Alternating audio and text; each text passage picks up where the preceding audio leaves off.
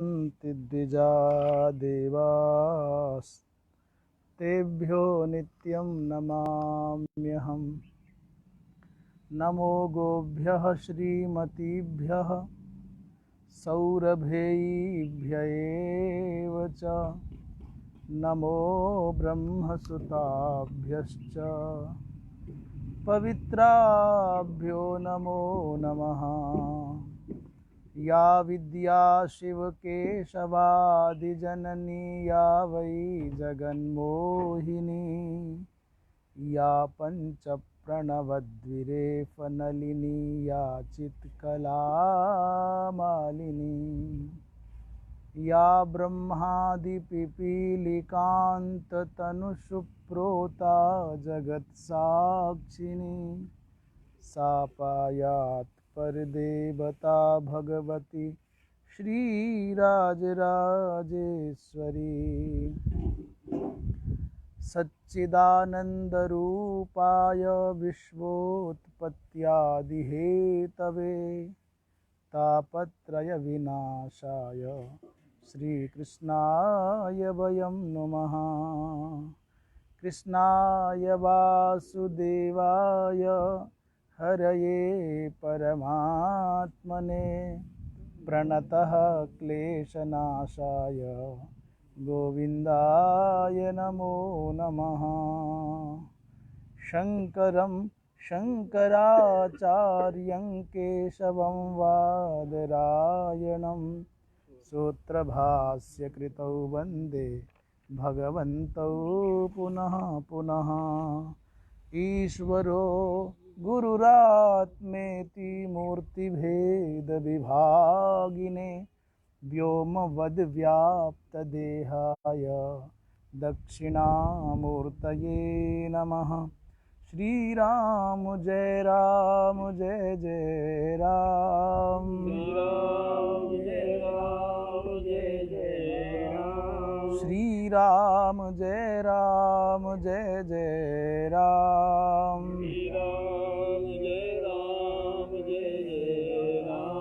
श्रीराम जय राम जय जय राम। श्रीराम जय राम जय जय राम। श्रीराम जय राम जय जय राम। श्रीराम जय राम जय जय राम। श्रीराम जय राम जय जय राम। श्रीराम जय राम जय जय राम। श्रीराम जय राम जय जय राम। श्रीराम जय राम जय जय राम। श्रीराम जय राम। जय जय राम। धर्म की अधर्म का प्राणियों में विश्व का गौ हत्या गौ माता की परम पूज्य धर्म सम्राट स्वामी श्री करपात्री जी महाराज की, सद्गुरुदेव भगवान की, श्री वृंदावन विहारी लाल की।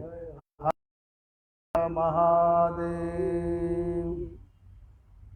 परम श्रद्धेय पूज्य श्री स्वामी जी महाराज, श्री नारायण जी महाराज, श्री प्रणवानंद जी महाराज, व्यास जी श्री आशुतोष जी महाराज, हमारे ब्रह्मचारी श्री रामेश्वर चैतन्य जी महाराज, आचार्य श्री देवेश जी और आचार्य श्री आकाश जी। भगवान की महती अनुकंपा का प्रतिफल है कि श्रीधाम वृंदावन में उनके नित्य लीला स्थल श्रीधाम वृंदावन में और उन्हीं की मंगलमयी वाणी भगवद गीता, उस पवित्र भगवत वाणी का आश्रय लेकर के कुछ समय जीवन जीने की पद्धति पर विचार किया जाता है। और उससे भी बड़े सौभाग्य की बात है कि महापुरुषों का सानिध्य, संतों का सानिध्य अपने आप में जीवन को सहज और सुगम बना देता है, जो कि हमको प्राप्त है। तो धाम की कृपा है, इसलिए हम लोग सत्कर्म में, सद्विचार में प्रवृत्त हैं। भगवान की कृपा है, इसलिए धाम की कृपा है, और धाम की कृपा का फल है संतों का सानिध्य, और संतों के सानिध्य का फल है सद्व्यवहार, सद्विचार और सत आचार। ये तो निश्चित है कि धाम में आप आए हैं तो बिना भगवती श्री राधिका की कृपा किए, बिना यशोदानंदन ब्रजेंद्र नंदन भगवान श्री कृष्ण के अनुग्रह किए यहाँ प्रवेश भी नहीं हो सकता, निवास की तो बात छोड़ो। तो परिपूर्ण भगवत कृपा है, इसमें तो कोई संशय नहीं है। इस कृपा को हम सार्थक कर लें, उस दिशा में बढ़ते हैं। कल प्रसंग चल रहा था कि काम और क्रोध ये रजोगुण से उत्पन्न है, और दुष्पूरत्वात् महाशन माने बहुत खाने वाले हैं फिर भी तृप्त नहीं होते, और महापापमा माने अत्यंत क्रूर हैं। तो महाशन का अर्थ काम के साथ में, और महापापमा माने क्रोध के साथ में, ऐसा भी करते हैं, और दोनों को एकीकृत कर दिया तो ये वैरी हैं, शत्रु स्थानीय हैं। हमको शत्रु क्या करता है? हमारे शुभ कर्मों में बाधा पहुंचाएगा, अशुभ कर्म हम करें ऐसी परिस्थितियां पैदा करेगा। उसके बाद चल रहा था प्रसंग कथम बैरी अस्ति, ये शत्रु कैसे है। तो उदाहरण दिया, धूमेना ब्रियते बन्हिर यथा दर्शो मलेन च यथोल बेना व्रतो गर्भस तथा तेनेदमावृतम। जैसे धुआं के द्वारा, यही श्लोक शेष था ना कि हो गया था। ये धुआं क्यों, अग्नि से धुआं क्यों पैदा होता है? अग्नि में धुआं का संबंध क्यों हुआ? क्योंकि उसमें ये निश्चित दिख रहा है कि आर्द्र ईंधन है, गीली लकड़ी है उसमें। जब तक लकड़ी गीली नहीं होगी तब तक धुआं नहीं निकलेगा। गीली लकड़ी के बिना, आर्द्र पदार्थ के बिना धुआं नहीं आएगा। धुआं है, इसका मतलब उसमें कुछ गीलापन है। तो आर्द्रेन्धनोपाधि प्रसृतेन, आर्द्र ईंधन की उपाधि से प्रसृत है कौन? धुआं। उस धुआं से क्या होता है? अग्नि व्यावृत रहती है, आच्छादित रहती है, घिरी रहती है। और यथा प्रतिबिंबादर्शक, जो प्रतिबिंब को दिखाने वाला जो दर्पण है, उस पर मलेन, वो अनेक महाराज वो आच्छिद्यते, मलेन आच्छिद्यते, वो मल के द्वारा आच्छन्न रहता है, इसलिए साफ साफ चेहरा नहीं दिखता उसमें। और यथोल बेना व्रतो गर्भा, जैसे उल्व के द्वारा गर्भावरणी भूतेन चर्मणा, उल्व कहते हैं ये जरायुज है, जरायुज, हाँ, जरायुज माने जरा से बेष्टित होकर के जिनका जन्म होता है वो जरायुज कहलाते हैं। उद्भिज माने जो धरती की कोख को विदीर्ण करके आते हैं वो उद्भिज कहलाते हैं। उद्भिद्य जायन्ते, पृथ्वी को का उद्भेदन करके जो प्रकट, उद्भिज माने ये वृक्ष है, लता इत्यादि है, उद्भिज। और दूसरा स्वेदज, जो पसीने से पैदा होते हैं, स्वेदाज जायन्ते, वो हाँ जू आदि। उद्भिज, स्वेदज, अंडज, सर्प, पक्षी आदि सब अंडज हैं। अंडाज जायन्ते थी अंडजाह। ऐसे चौथा है जरायुज। और जरायुज में आते हैं दो प्रकार के लोग, एक मनुष्य और एक पशु। इसलिए एक प्रकार से साजात्य है मनुष्य में और पशु में। कौन सा साजात्य है? जरायुजत्वात्, जरायुज होने के कारण द्वयो अपि साम्यम, दोनों में साम्यता है, दोनों में साम्य है, समानता है। और इसलिए प्रायः कहीं कहीं तो ये भी लिखा है कि मनुष्य जो है वो धर्म मर्यादा का पालन नहीं करता तो द्विपाद पशु है, वर्णन है। मनुष्य की पशु संज्ञा है, द्विपाद पशु कहा जाता है, धर्मेण हीनः पशुभिः समानः, ऐसा। दूसरी बात, भगवान शिव का नाम है पशुपति। अष्टभिर पाशैर बद्धो जीवः पशु और तेसाम पशूनाम एव पति ईशः स्वामी मुक्तिदानत्वात्। कौन? पशुपति भगवान शिव। तो इस मनुष्य की संज्ञा पशु है। ये अष्ट पाशों से बंधा रहता है, लज्जा, भय, विद्या, मर्स आदि, राग, अभिनिवेश आदि अष्ट पाश है, उनसे बंधा रहता है। तो यथोल्बान उल्ब का मतलब है चर्म, वो जेर, वर्णी भूतेन चर्मणा, गर्भ को आवृत करने वाला जो चर्म है उससे वो गर्भ लिपटा रहता है। तथा उसी प्रकार तेन अर्थात केन कामेन, इदम माने ज्ञानम, आवृतम माने सत्वोपन्नम ज्ञानम तेन आव्रियते, तेन अर्थात कामेन, उसी प्रकार काम के द्वारा ज्ञान आवृत है। तीन दृष्टांत दे करके ज्ञान के आवरण, ज्ञान के आच्छादन की प्रक्रिया को बताया, कैसे काम उसको जकड़ के रखता है। जैसे जेर में आवृत जीव जीवित है पर किसी काम का नहीं है, न देख सकता है, न सुन सकता है, न बोल सकता है। दूसरा, अग्नि से, धूम से आवृत अग्नि, अग्नि है परंतु किसी काम की नहीं, उपयोगी नहीं है। तीसरा, दर्पण है परंतु धूल से आच्छादित होने के कारण किसी काम का नहीं, उपयोगी नहीं है। ऐसे ही तो धूमेन माने सहजेन, बहुत अच्छा शब्द है आचार्य जी, ध्यान से देखो। धूमेन माने सहजेन, सहजेन माने धूमस्य उत्पत्तिर सह एव भवति, केन सह? अग्निना सह। सहजेन का अर्थ सहज नहीं, सहज का अर्थ है संग पैदा होता है। सह माने संग और ज माने जायते। तो सहजेन धूमेन आव्रियते बन्नी, यद्यपि अग्नि प्रकाशात्मक, प्रकाशात्मक है अग्नि, और धूम उस प्रकाश का आवरक है, आच्छादक है, परंतु संग उत्पन्न होता है, दबा के रखता है। अप्रकाशात्मकेन धूमेन यथा आव्रियते, अग्नि आव्रियते। दूसरा कह रहे हैं यथावा आदर्शो मलेन च, दर्पण मल के द्वारा, धूल के द्वारा आच्छादित है। और यथा उल्वेन माने गर्भवेष्टनेन जरायुणा आवृतम आच्छादितो गर्भः। महाराज उसी प्रकार ये ऐसी भाष्यकार की भाषा भी हमने जो हिंदी में बताया था वही भाव भाष्यकार के हैं। बोलिए वृंदावन बिहारी लाल की।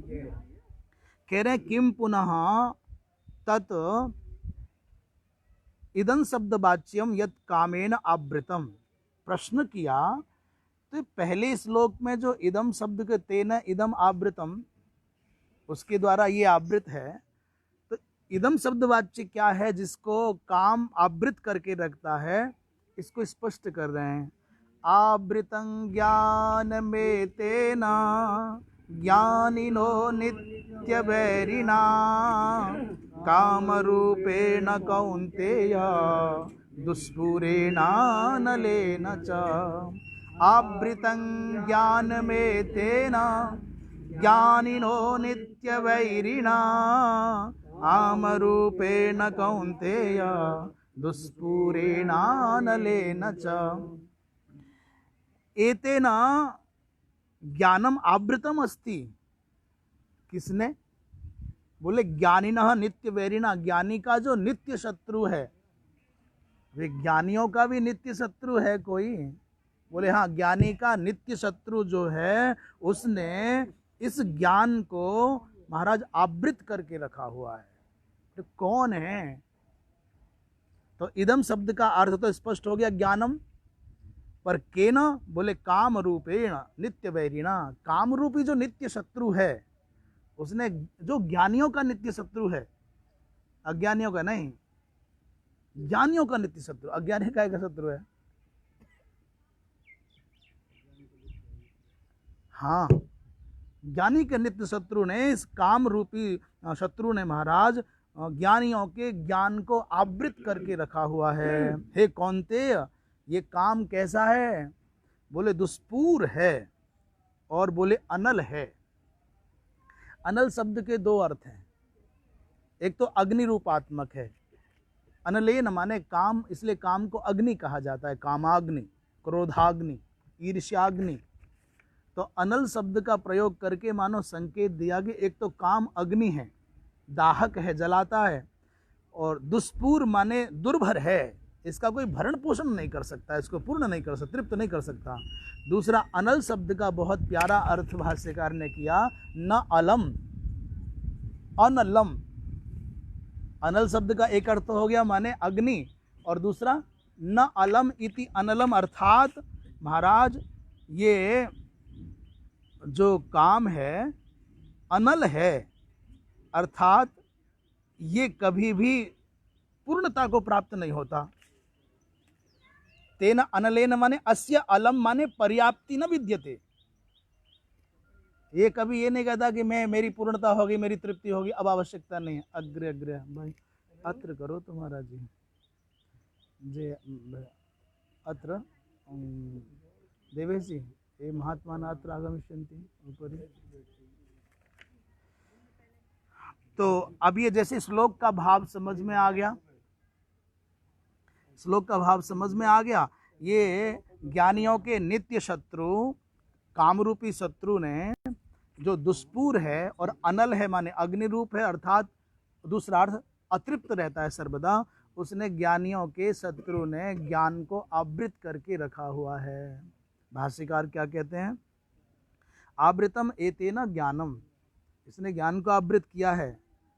और ज्ञानिना नित्य वैरिणा, ज्ञानी के नित्य शत्रु ने।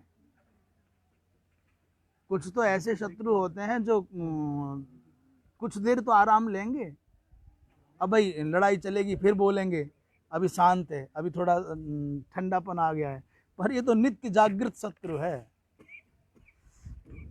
ज्ञानी ही जानाति, कह रहे हैं नित्य शत्रु ज्ञानी का क्यों कहा? ये तो सबका ही शत्रु होना चाहिए काम तो। बोले ज्ञानी ही जानाति अनेन अहम अनर्थे प्रयुक्तः पूर्वम एव इति, केवल ज्ञानी ही पहले से जानता है कि इस काम ने मुझको अनर्थ के पथ पर लगा दिया है, इसके कारण ही मैं कुमार्ग पर गया। अनेकों अनेकों जन्मों की स्मृति किसको होगी? ज्ञानी को होगी, अज्ञानी को तो होगी नहीं। प्रहलाद जी महाराज भगवत स्तुति अपने मित्र बालकों के साथ में मित्र मंडल में बैठ करके उपदेश कर रहे, भैया बचपन में ही कर लेना चाहिए धर्म का अभ्यास, धर्म का पालन। किसने देखा? कौमारे आचरेत, कौमार आचरेत प्राज्ञः धर्मान भागवता निह, यह माने अस्मिन् जन्मनि कौमारावस्थायामेव भागवतान धर्मान आचरेत, बाल्यावस्थायामेव। बालकपन में ही अच्छे संस्कार पड़ जावें तो फिर युवावस्था का जो एक खराब दौर आता है जवानी का, उसके कुप्रभाव को कुछ कम किया जा सकता है। और किशोर अवस्था आने से पहले जब चित्त बहुत कोमल होता है, उस पर जो छाप लग जाएगी वो अमिट हो जाती है मरणांत तक, और मरणांत तक अमिट नहीं, वो अगले जन्मों तक संग जाती है। यन्नबे भाजने लग्नो संस्कारो नान्यथा भवेत, नए बर्तन पर लगा हुआ जो चिन्ह है, जो रेखाकृति कर दोगे वो मिटता नहीं है। फिर कच्चे घड़े पर जो डाल देते हैं, ऐसे ही नवे भाजने अर्थात नई नई अवस्था में जो उम्र है, प्रायः ये अवस्था है, सच्ची पूछो तो ये अवस्था ही 6 साल से लेकर के 15 साल तक है। अच्छाई और बुराई के पथ पर बालक जाएगा, ये अवस्था प्रारंभ होती हो बच्ची हो या बच्चा, 6 साल से लेकर के 15 साल तक। ये जीवन का सबसे अमूल्य पल है, अमूल्य समय है। इसलिए चाणक्य ने ये बात कही है, लालयेत 5 वर्षाणि, 5 वर्ष तक उनका लालन पालन करो, उनकी प्रसन्नता के लिए भी कुछ जैसा समझ में आए करो, पर जैसे ही 6ठे वर्ष में प्रवेश हो तो लालन नहीं चले और केवल लाड़ प्यार नहीं चलना चाहिए, वहाँ ताड़न भी आवश्यक है। और ताड़न का मतलब पीटना नहीं है, दृष्टि रखो। जो अनुशासन दृष्टि का होगा वो दंड का कभी नहीं होगा। आँखों के अनुशासन की जो महत्ता है वो शब्दों के अनुशासन की नहीं है, और शब्दों के अनुशासन की जो मर्यादा है वो दंड में कभी नहीं आएगी, डंडे से कभी नहीं आएगी, वो पिटाई से कभी नहीं आ सकती है। पिटाई से, डंडा के प्रहार से महाराज वो ढीठ हो जाए, एक दिन वो सीमा आएगी, डंडा भी नहीं मानेगा, अब कहाँ जाओगे। इसलिए आंखों का अनुशासन, दृष्टि उठी और लग जाए हमसे कुछ अनुचित हुआ है, हम मर्यादा में आ जाएं। तो 6 वर्ष से लेकर के 15 वर्ष तक के बालक में ये जितने भी कुसंग के प्रभाव हैं सब इसी अवस्था में प्रारंभ होते हैं। आकर्षण तो नैसर्गिक होता है, ये खिले हुए फूल के जैसा चेहरा होता है, वो कैसा भी हो, और फिर किशोरावस्था से पूर्व का जो आकर्षण है वो अद्भुत होता है। उसी में समाज के जो बहुत भद्र जैसे समझे जाने वाले लोग होते हैं, अंकल जी, आंटी जी, भाई साहब जी, बाबा जी, चाचा जी, ताऊ जी, और गुरु जी और महाराज जी, और अंग्रेजी पढ़ाने वाले, झुंझुना वाले, टॉफ़ी देने वाले, बालक को बोध नहीं रहता उतना। इसलिए वो समय यदि किसी के संसर्ग में ऐसे में आ गए कि वो व्यसनी है तो जीवन भर आप मरते दम तक व्यसन नहीं छोड़ पाएंगे, चाहे धूम्रपान का लग जाए, चाहे सुरापान का लग जाए, चाहे तंबाकू का लग, चाहे जिसका लग जाए। और उसी अवस्था में तुम्हारे चित्त में कोई उपासना के संस्कार बो दे और वो आपकी प्रकृति स्वीकार कर ले तो जीवन पर्यंत ये संस्कार जाने वाले नहीं है। ये बड़े अनुभवी महापुरुषों ने कहा कि उन्होंने तो हमसे 8 से लेकर के 14 साल तक कहा था। 8 से 14 वर्ष तक की अवस्था में जैसा भी नियम शरीर के साथ बना दोगे आप, फिर शरीर उसका अभ्यस्त हो जाएगा। इसलिए बूढ़े बूढ़े होने तक लोग ज़मीन पर बैठ जाते हैं आसानी से, और आँखों से दिखता है उनको, पैर ठीक रहते हैं। और आजकल की स्थितियाँ हो गई कि 40-50 छुए और बैठा नहीं जाता नीचे। ये जो कठिनाइयाँ हैं, आँखों से दिखना बंद, दांत गिरने लग जाते हैं, कानों से सुनना कम होने लग जाता है, ये हमारे उस शरीर को जिस विधि से पोषण मिलना चाहिए, संरक्षण मिलना चाहिए, वो नहीं मिलता, उसका एक कारण बन जाता है। इसलिए कहते हैं जिसने बचपन संभाल लिया उसकी जवानी संभर जाएगी, और जिसकी जवानी संभर गई उसका जीवन संभर जाएगा, और जिसका एक जीवन संभर गया उसके सब जीवन संभर जाएंगे। इसलिए बचपन संवरना बहुत आवश्यक है। तो ज्ञानी जानता है, जानाति अनेन अहम अनर्थे प्रयुक्तः। ये बात क्यों चली? प्रहलाद जी महाराज अपने मित्र मंडल में बैठ करके गुरु जी की अनुपस्थिति में क्या कह रहे हैं? क्या कह रहे हैं? बचपन में ही करो। बहुत सारे उपदेश दिए हैं वहाँ, बचपन की बातें की हैं, जवानी की बातें की हैं, गृहस्थी की बातें की हैं, मरता कैसे है, बुढ़ापे में क्या कठिनाइयाँ आती हैं, सब बहुत सारी बातें हो गई। तो साथ वाले बालकों ने पूछा प्रहलाद से, भैया प्रहलाद, तुम्हारी और हमारी उम्र बिल्कुल समान है, हम सब 5-7 वर्ष के अंतर्गत के ही हैं। और भाई आचार्य जी आप इधर आ जाओ। अच्छा, तुम्हारे और हमारे गुरुजी दोनों के संडामर्क समान ही है, गुरुजी भी समान है, हमारी तुम्हारी जाति भी समान है, हमारी तुम्हारी जन्मभूमि भी समान है, तुम भी दैत्य कुल के, हम भी दैत्य कुल के हैं, और तुम भी यहीं रहते हो, हम भी यहीं रहते हैं। गुरु एक, उम्र एक, हमारा परिवेश एक, वातावरण एक, हमारी जातियाँ एक, संस्कार एक।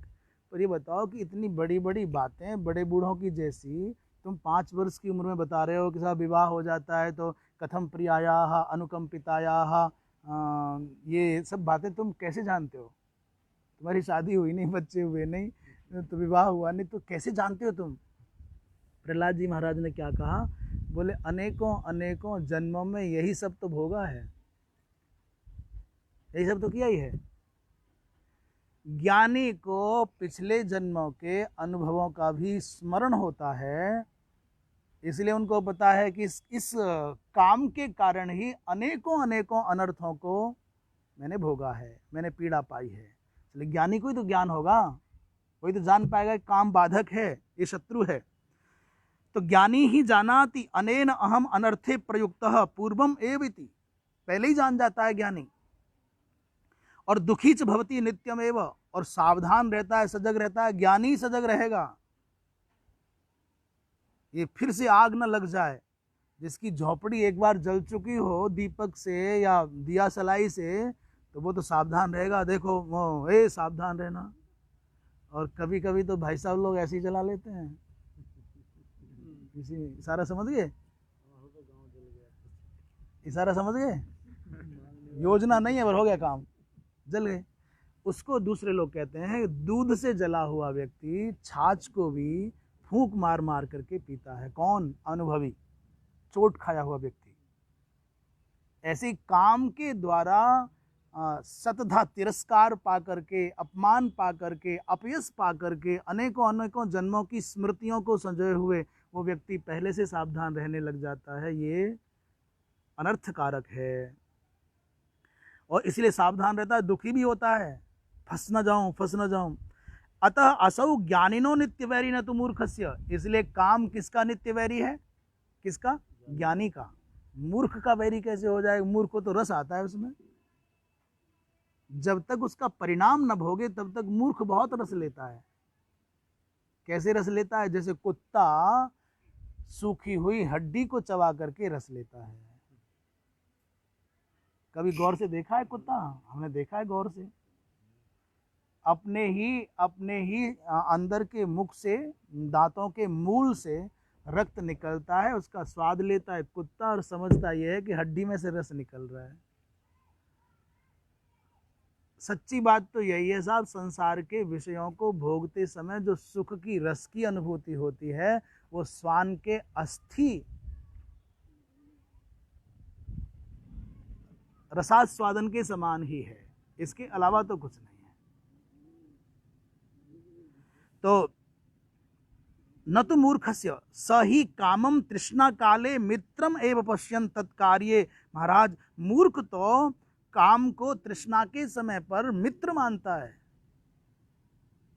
जो मूर्ख है वो तो उसको हितैषी मानता है, सुख का साधक मानता है, परंतु जब परिणाम आता है, तब दुख प्राप्त होता है, तब वो समझता अरे अनर्थ हो गया। तो अंतर ये हुआ, ज्ञानी पहले से समझ लेता है इसलिए बच जाता है, अज्ञानी परिणाम जब आता है तब पछताता है। इतना अंतर है। तृष्णया अहम दुखित्वम आपादित इति न पूर्वम एव अतो ज्ञानिना एव नित्यवैरी। पहले से अज्ञानी व्यक्ति को, संसारी व्यक्ति को समझ में नहीं आता, इसलिए नित्यवैरी नहीं है संसारी का, ये पश्चात वैरी है। नित्यवैरी किसका है? ज्ञानी का। ज्ञानी को पहले से ही समझ में आ जाता है और ये बाद में पछताता है। एक किम रूपेण काम रूपेण, बोले काम माने इच्छा, इच्छा एव रूपम अस्येति काम रूपः। महाराज जैसा चाहे वैसा रूप और वैसा रंग बनाता है। तेन दुष्पूरेण माने दुखेन पूर्णम अस्येति दुष्पूरः, इसकी पूर्ति होना बहुत कठिन है। और तेन अनलेन, अनल शब्द के दो अर्थ, अनल माने अग्नि रूपात्मक है, दाहक होने के कारण, संताप देने के कारण, और ये अनल माने न अलम इति अनलम। ये महाराज की पर्याप्ति नहीं होती, कभी पूर्ति नहीं होती। प्रायः ये बात प्रसंगवश कई बार बोल जाते हैं कि शरीर के जीर्ण होने पर भी, इंद्रियों के अक्षम होने पर भी मन के कोने में स्पर्श की, और स्पर्श की भी सामर्थ्य ना हो तो दर्शन की, और दर्शन की भी सामर्थ्य ना हो तो मन से उसके चिंतन की वृत्ति का अंत नहीं होता। एक तरह से समझे तो चार अवस्थाएं हो गई। एक तो भोगना हो गया, दूसरा स्पर्शादिक सुख की अनुभूति हो गई, तीसरा दृष्टि की माने स्पर्श नहीं हुआ, दूर है, तो दृष्टि का ही सुख है। और वो भी यदि संभव नहीं है, आंखें नहीं रही अब, तो जो भोगा हुआ है उसके अनुभवों को मन के द्वारा चिंतन करने में जो रस है उसकी निवृत्ति होना बहुत दुष्कर है। इसलिए प्रायः पहले महात्मा नए लोगों को साधु नहीं बनाते थे। भाई संसार के ऊंच नीच सब देख आओ, समझ जाओ, तब इधर आओ। तो उसमें भी बड़ी समस्या थी। जो गृहस्थ को भोग करके इधर आते हैं, वो बूढ़े हो जाने पर अपने छोड़े गए सुखों को, छोड़ी गई सुविधाओं को, भोगे गए भोगों को यहाँ पड़े पड़े याद करते रहते हैं। मेरे पोते, मेरे नाती, मेरे पोते जैसा है। वो जैसा जो बीमारी है ना, मेरे पोते जैसी है, मेरे पोते, ये बीमारी बहुत खतरनाक है। आलम्बन चाहिए ना, अपनी इच्छा को प्रमाणित करने के लिए कुछ ना कुछ सहारा चाहिए। तो जो गृहस्थ त्याग करके आते हैं उनसे भी पिंड नहीं छूटता है, और जो बिना गृहस्थ में गए महात्मा बनते हैं उनमें कोई कोई विरल होगा जिसको संसार की ये हवा न लगती हो। अन्यथा एक अवस्था आती है जब सब ठीक हो जाता तब पीछे घूम के देखता, अरे यहाँ तो बहुत कुछ रह गया पीछे। तो चलो चलते चलते ग्रामम गच्छन तृणम स्पृशति, ग्रामम गच्छन तृणम स्पृशति। गांव जाते जाते आदमी जैसे रास्ते के पत्ते तोड़ ले, तिनका तोड़ ले, ऐसे ही भक्ति के मार्ग पर, भाव के मार्ग पर, ज्ञान के मार्ग पर, त्याग के मार्ग पर चलता हुआ हाथ से संसार को छू ले। जो संसार का अनुभव करके नहीं आते उनमें से बहुत कम, बहुत विरल हैं जो संसार की ओर उन्मुख हुए बिना सीधे निकल जाते हैं। अन्यथा संसर्ग ऐसा बनता है कि दूसरों को देखा देखी सुन करके, समझ करके उधर जाने का मन होने लग जाता है। देखा देखी भेड़ चाल है, ऊंचा मकान बनाऊं, बड़ा आश्रम बनाऊं, बड़ी गाड़ियां लाऊं, बड़े लोगों का समूह जोड़ूं। पहले महात्माओं में ये प्रवृत्तियां नहीं थी, इसलिए बवाल भी नहीं थे। ये देखा देखी है, ना करो तो तुमको लोग करा लेंगे। अरे कुछ किया नहीं जिंदगी में, माने महात्मा भी ये सब करे बवाल तो ही कुछ किया हुआ माना जाएगा।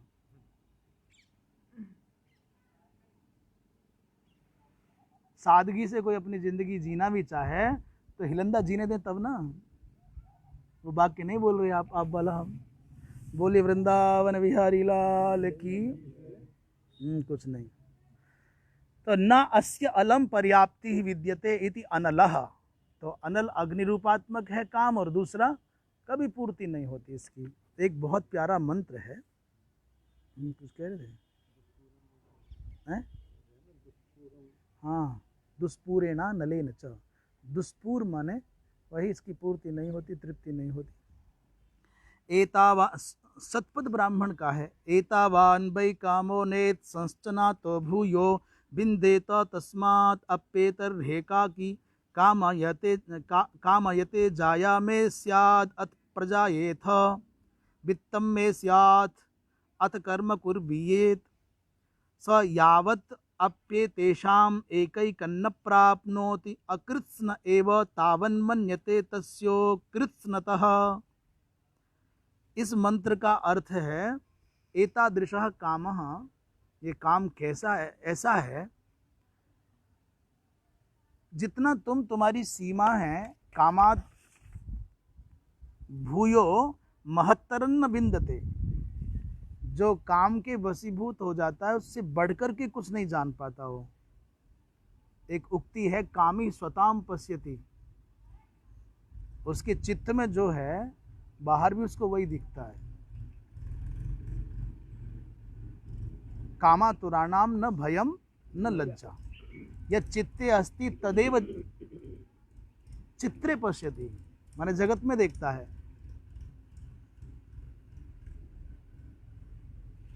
यहाँ तक एक श्लोक है कि 10 दिशाओं में उसको वही दिखता है जो उसके मन में बसता है।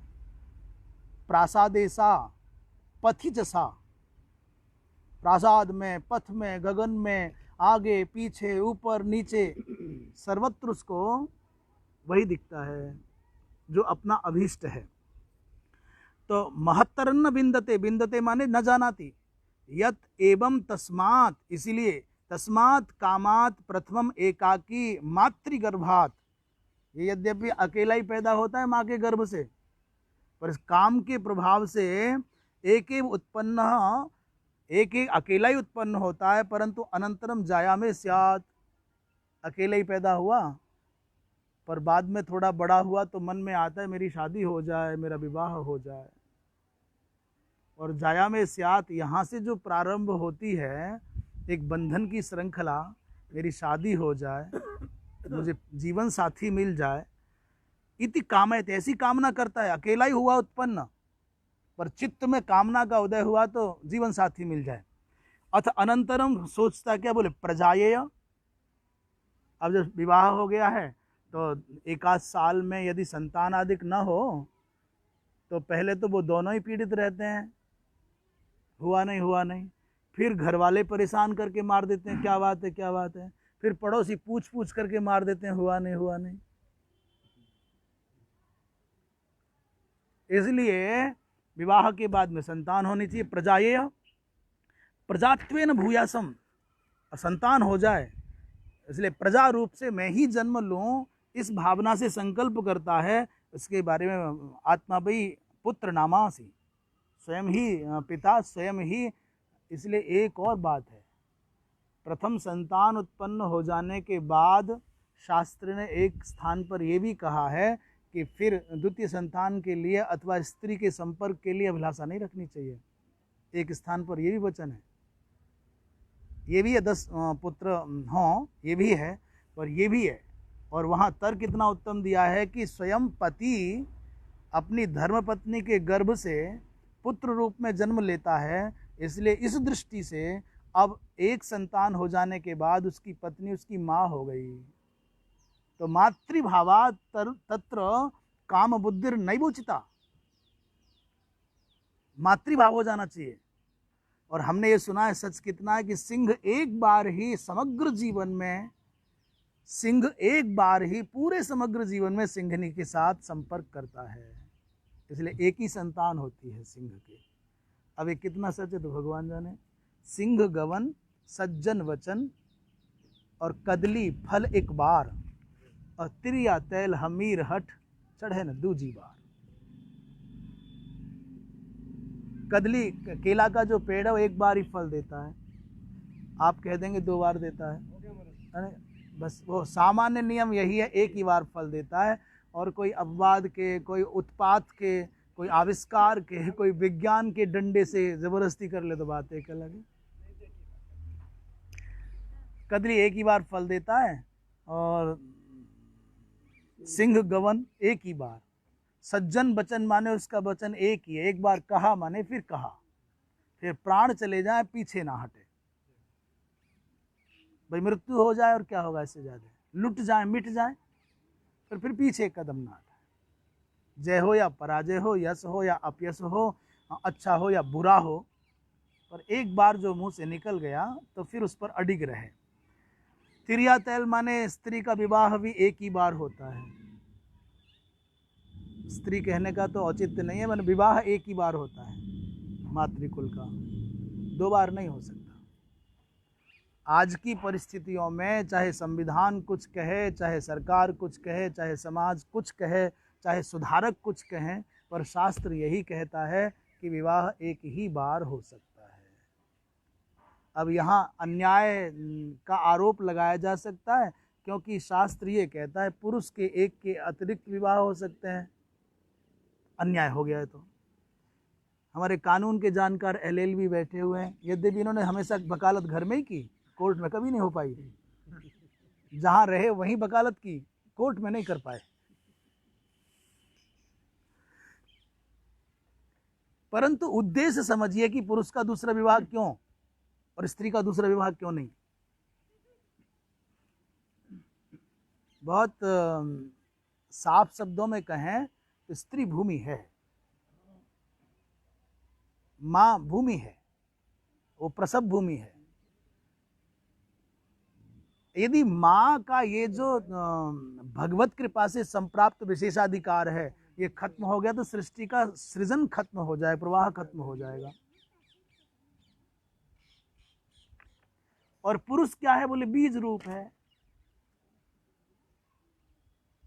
ये खराब हो गया, एक भूमि ठीक है तो कुछ हानि नहीं है, पर भूमि खराब होगी तो क्या करोगे?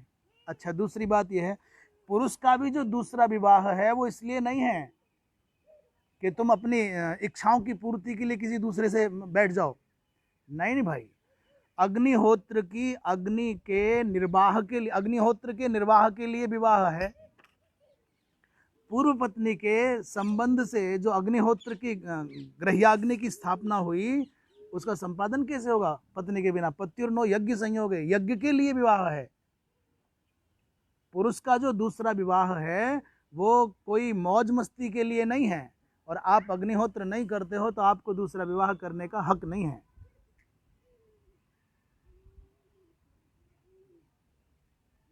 अग्निहोत्र करते नहीं तो क्या करोगे?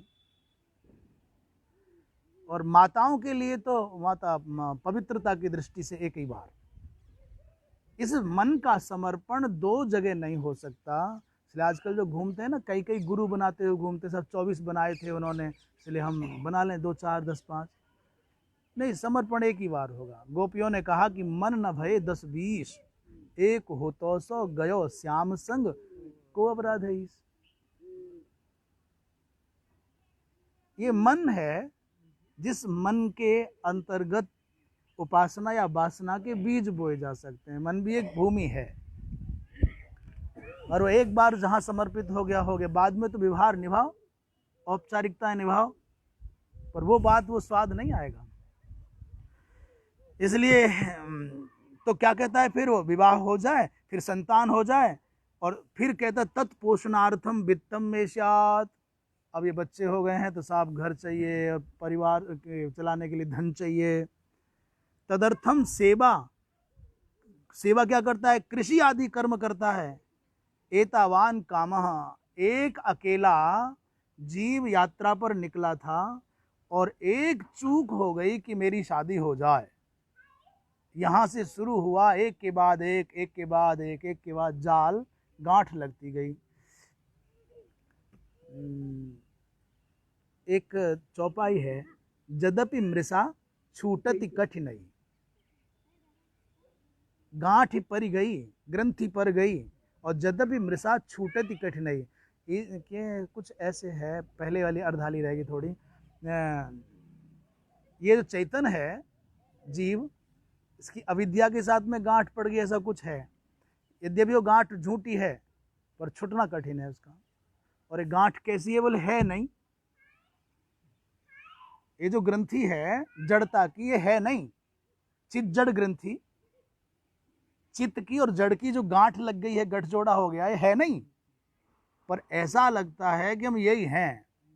हमने ये सुना है, सच है कि झूठ भगवान जाने, कि कुंभकार के यहाँ बहुत गधे होते हैं मिट्टी लाने के लिए, या जो धोबी का काम करते थे उनके यहाँ बहुत गधे होते थे वस्त्र आदि लाने के लिए। तो ज़्यादा गधे हैं, कितने बार बांधेंगे, कितने गधों को बांधेंगे? हमने ये सुना कि उनका जो मालिक होता था वो गधे के पैर के आसपास हाथ फिरा करके ये अनुभव कराता, तुम बंध गए हो। और इतना सीधा जीव संसार में दूसरा मिलेगा नहीं, रात भर ऐसे ही खड़े रहेंगे भाई साहब, वो बंधे हैं। सवेरे जब सब गधों को लेके चले तो जिसको बांधने का नाटक किया वो खड़ा हुआ है, वो हिल नहीं रहा। तो उसके मालिक ने कहा भाई ला ना उसको, गधे को डंडा मार। हटता ही नहीं, वो तो खड़ा हुआ है। ओ याद आया, मैंने इसको बांधा था रात को। तो फिर आकर के जब वो ऐसे ही हाथ फिराए टांग के पास में, तब जाके गधा हिले वहां से। तो कुछ गधे संसार में ऐसे ही होते हैं। हम सब ऐसे ही, जो वस्तुतः बंधन नहीं है, पर बंधन का एहसास मन को लग गया है, तो खोले कोई आके तो हटे वहां से। तो लग गई तो बीमारी, गांठ लग गई। स्त्री और पुरुष के बीच में जो संबंध की गांठ है, पहले अकेला ही था तो गांठ नहीं थी, निर्ग्रंथिक था। और मिथुनी भाव की जो गांठ लगी है स्त्री के साथ पुरुष की, एक गांठ लग गई। एक गांठ भी खुलना आसान थी, अनायास खुल जाती है, उसमें एक संतान हो गई, माने 2 गांठ लग गई। फिर ये नौकरी, ये मकान, ये पद, ये प्रतिष्ठा की गांठ लगातार लगती चली जाती हैं और फिर वो उलझता चला जाता है जितना सुलझाने की कोशिश करते हैं।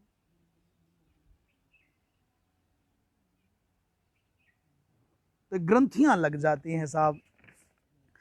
तो फिर क्या करता है, खेती करता है और भी कोई नौकरी करता है, व्यापार कर, एतावान काम, एक था, ये काम दुष्पूर है और इसकी पूर्णतया काम पूर्ति संभव नहीं है। महाराज इतना खतरनाक है काम।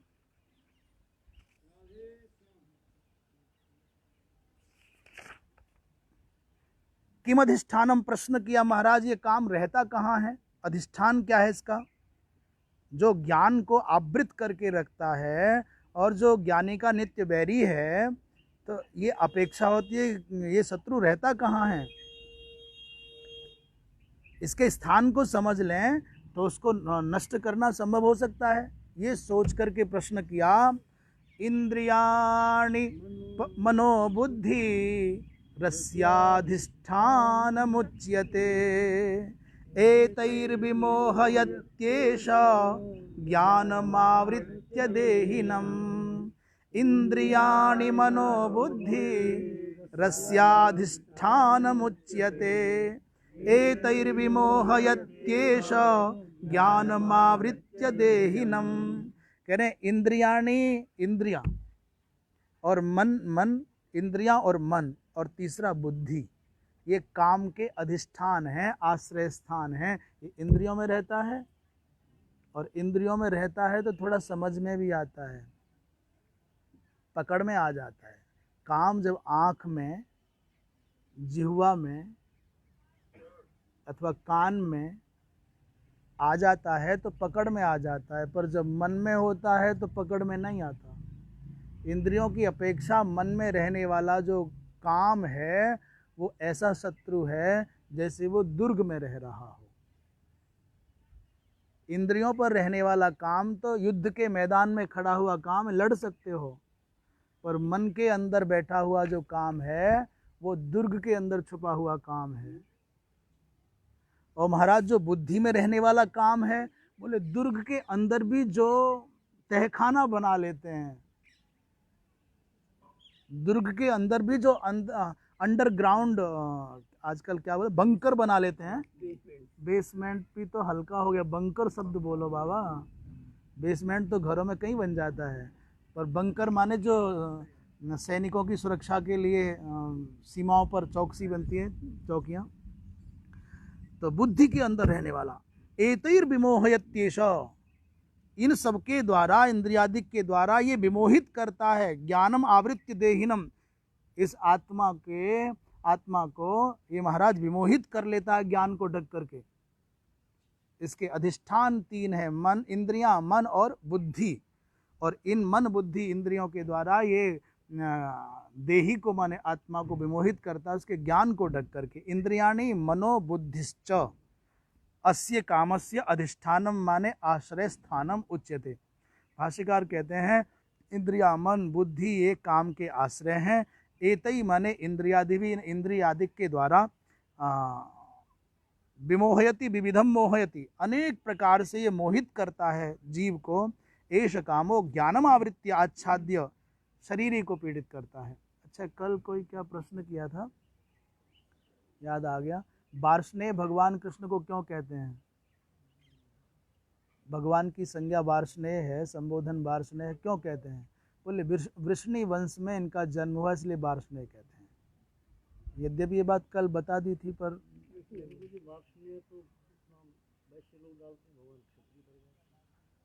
इस विषय पर बाद में चर्चा करेंगे। ये कह रहे हैं इंद्रिय, मन और बुद्धि ये तीन अधिष्ठान हैं, आश्रय हैं। इंद्रिय का मतलब दर्शनादो, और मन का मतलब संकल्पे, और बुद्धि का मतलब प्रादुर्भावे। एतै त्रिभिः अधिष्ठान भूतैः कृत्वा ज्ञानमावृत्य देहिनम माने जीवम विमोहयन्ति। महाराज ये इंद्रिय, मन और बुद्धि आदि के द्वारा विमोहित करके, उनके ज्ञान को आवृत करके जीव को विमोहित करके रखता है। यत एवं आगे कहते हैं, समय क्या हुआ है? अच्छा, श्लोक का स्मरण कर लें फिर विराम कर लेते हैं। कल भगवत कृपा से तृतीय अध्याय भगवत कृपा से संपूर्ण होगा, हमारी तो क्या है। तस्मात् त्वमिन्द्रियाण्यादौ नियम्य भरतर्षभ पापमानं प्रजह्येनं ज्ञान विज्ञान नाशनम। तस्मात् त्वमिन्द्रियाण्यादौ नियम्य भरतर्षभ पापमानं प्रजह्येनं ज्ञान विज्ञान नाशनम। भगवान कहते हैं तस्मात् माने इसलिए, हे भरतर्षभ, भरत वंश में उत्पन्न होने वाले हे श्रेष्ठ, भरत वंशियों में श्रेष्ठ है अर्जुन। तस्मात् माने इसलिए, त्वम माने तुम, आदौ इंद्रियाणि नियम में, पहले इंद्रियों का नियमन करो, और इंद्रियों का नियमन करके एनम पापमानम प्रजहि, इस पापी को, अत्युग्र रूप काम को, प्रजहि माने घाते, इसका नष्ट कर दो, इसको नष्ट कर दो, क्योंकि ये ज्ञान और विज्ञान दोनों का नाश करने वाला है। काम क्या करता है? ज्ञान को और विज्ञान को दोनों को नष्ट करता है। ज्ञान माने शास्त्रोक्त, शास्त्रोक्त जो ज्ञान है, शास्त्रोक्त अनुभव है। शास्त्रोक्त माने ज्ञान हो गया, और जो शास्त्रोक्त सिद्धांतों को हमने अनुभव में लिया वो विज्ञान है। सानुभव ज्ञान, अनुभव के सहित जो ज्ञान है वही विज्ञान है। इसको दूसरे शब्दों में कहें तो थ्योरी ज्ञान है, और वो थ्योरी प्रैक्टिकल के साथ में जुड़ जाए तो विज्ञान कहलाता है। यहाँ जो सामान्यतः स्पष्ट है, ज्ञान और विज्ञान का शास्त्रोक्त और तज्जन्य अनुभव। तो इस ज्ञान विज्ञान के नाशक, अत्यंत घातक इस दुष्ट काम को अर्जुन इंद्रियों को बस में करके मार डालो।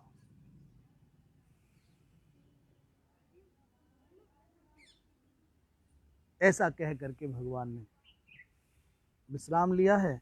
शेष चर्चा कल करेंगे जी। थोड़ी देर पहले बताया कि मन जो इसमें संकल्प के रूप में क्या बताया, 3 जगह मन, इंद्रियां, मन और वो तो बताया फिर अभी लास्ट में, इससे पहले में इंद्रियों का संबंध दर्शनादि, मन का संबंध संकल्प रूपात्मक। इंद्रियां तो अपने स्तर का ही काम करेंगी। हमने पहले कहा था कि भाई जिह्वा में वो भाषण के रूप में रहेगा, आँखों में वो दर्शन के रूप में रहेगा, कानों में शब्द के रूप में रहेगा, नासिका में वो किसी की सुगंध के अभ्यस्त हो गए तो उसके रूप में रहेगा, और मन में संकल्प विकल्प के रूप में। मन की वृत्ति संकल्प विकल्पात्मकम मनः, मन का जो लक्षण है वो पकड़ में नहीं आता, पर संकल्प और विकल्प चले तो समझ लेना तुम्हारे चित्त के स्क्रीन पर अभी मन का चैनल चल रहा है। ये चित्त रूपी एक टीवी का स्क्रीन है जिसको हम चित्त कहते हैं। उसमें जब अहम वृत्ति का प्रत्यालंबन हो तो चित्त उस समय अहंकाराकारित है, और जब उसमें निश्चयात्मक कोई वृत्ति का उदय हो तो उसमें बुद्धि का चैनल चल रहा है। और जब करूं कि ना करूं, हो कि ना हो, जाऊं कि ना जाऊं, ये संकल्प विकल्प की वृत्ति चल रही है, तो चित्त उस समय मन के आकार से आकारित है, और चित्त तो है ही, ना चले कुछ भी तो चित्त है। बुद्धि निश्चयात्मिका, यहाँ बुद्धि माने यहाँ पर उदय होना, उसका उत्पत्ति होना। प्रादुर्भाव तो बुद्धि के अंदर ही होगा। संकल्प से पहले, दर्शन से पहले वो संकल्प में होगा, संकल्प से पहले कहीं उत्पन्न होगा ना, प्रादुर्भाव बुद्धि के अंदर होगा।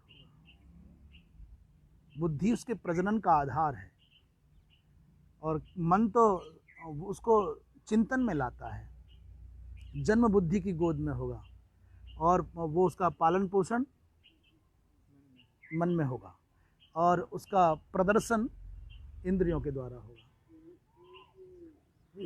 पूर्णमदः पूर्णमदं पूर्णमिदं पूर्णात् पूर्णमुदच्यते पूर्णस्य पूर्णमादाय पूर्णमेवावशिष्यते। सर्वे भवन्तु सुखिनः, सर्वे सन्तु निरामयाः, सर्वे भद्राणि पश्यन्तु माँ कश्चित् दुःख भाग भवेत्।